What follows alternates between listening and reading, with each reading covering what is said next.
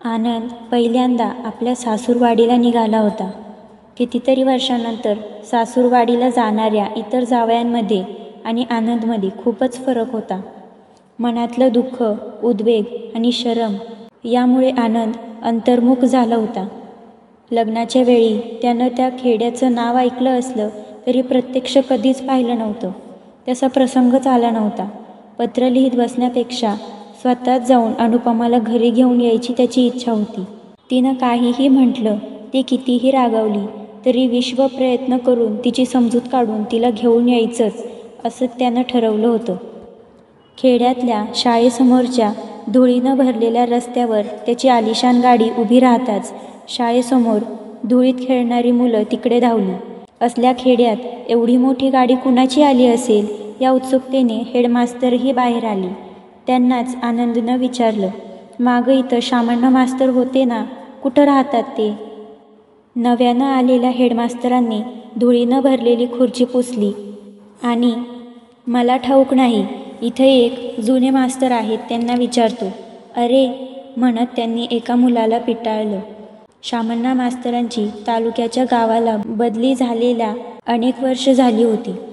त्यानंतर त्यांच्यापैकी कुणी आलं नाही किंवा भेटलं नाही, त्यामुळे कुणालाच त्यांची माहिती नव्हती. आनंद निराश झाला. तालुक्याचं नाव विचारून तो लगेच तिथून निघाला. गाडी निघून गेल्यावर हेडमास्तरांना वाटलं, घाईत आपण त्यांचं नाव विचारायला विसरलो. त्यांचं काय नाव होतं कोण जाणे. आनंदनं गाडी तशीच तालुक्याच्या दिशेनं हाकली. तालुक्याच्या गावात अनुपमा काय करत असेल? आपल्याला पाहताच तिला आनंद वाटेल की आश्चर्य? कदाचित ती आधी संतापेलही आणि त्यात आश्चर्यही नाही. मनातली अपेक्षा आणि वास्तव यात फारच कमी वेळा साम्य आढळतं. गाव जवळ येऊ लागलं तसं आनंदच्या छातीत धडधडू लागलं. शामण्णांना काय वाटेल आपल्याला पाहून? ते आपल्याकडे तुच्छतेनं किंवा निर्विकारपणे बघतील आणि अनुपमा? त्याचे ड्राईव्ह करणारे हात स्तब्ध झाले. आनंदनं स्वतःला समजावलं, आपल्याकडून चूक झाली आहे. त्यासाठी अनुपमाची क्षमा मागून तिची समजूत काढणं एवढंच आपल्या हातात आहे. ती सुरुवातीला रागवली तरी त्यानंतर शांत होईल. आनंदनं तिथल्या शाळेपुढे गाडी उभी केली. ऑफिसमध्ये जाऊन त्यानं सांगितलं, मला शामण्णा मास्तरांना भेटायचे. लिहित असलेल्या क्लार्कनं मान वर करून पाहिलं आणि सांगितलं, तुम्ही त्यांना भेटू शकणार नाही. फार महत्त्वाचं काम आहे. मी आनंद आलोय म्हणून सांगा. क्लार्कनं पेन बंद करून विचारलं, तुम्ही त्यांचे कोण? थोरला जावई. असं? मग तुम्हाला समजलं नाही? हा माणूस अनावश्यक तपशिलात शिरत आहे असं वाटून आनंद वैतागला. हे पहा, माझं त्यांच्याकडे अर्जंट काम आहे. कुठं आहेत ते? वारले ना, म्हणूनच म्हटलं. तुम्ही त्यांचे थोरले जावई असून तुम्हाला हे ठाऊक नाही, विचित्रच म्हणायचं. आनंद चकित झाला. याची त्यानं कल्पनाही केली नव्हती. त्यांचं कुटुंब, मुलं?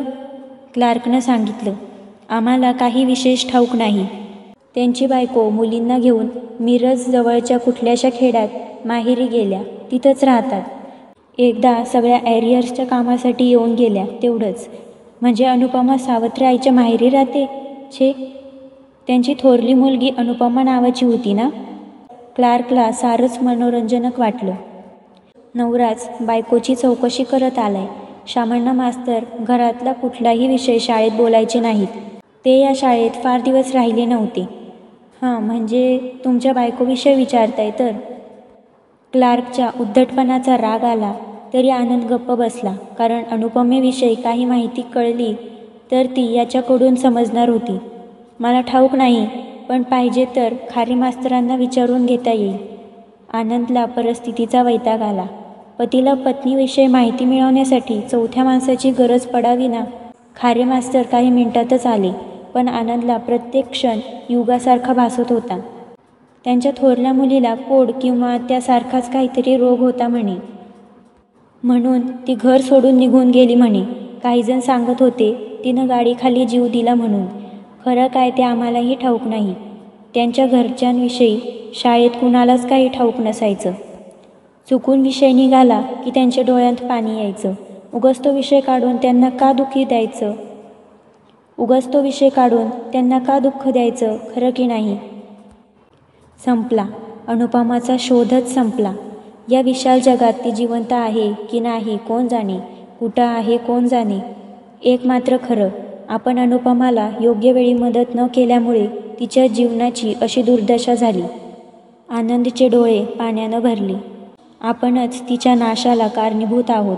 आपण आपल्या बलिष्ठ बाहूंचा आधार देऊन त्या सुकोमल पुष्पाचं रक्षण करण्याचा शब्द दिला होता. केवळ या रोगामुळे आपण तिला मृत्यूच्या तोंडापर्यंत लोटून दिलं. अशा पापाला कितीही पूजा अर्चा जप जाप्य केलं तरीही परिहार नाही. लोकांचा विचार करून आणि प्रतिष्ठेच्या कोरड्या कल्पनांना बळी पडून मी प्रत्यक्ष पत्नीलाच सुडावर चढवलं ना. आता आयुष्यात कुठं आणि कशी मनशांती मिळेल? आयुष्यातल्या या चुकीला क्षमाच नाही काय?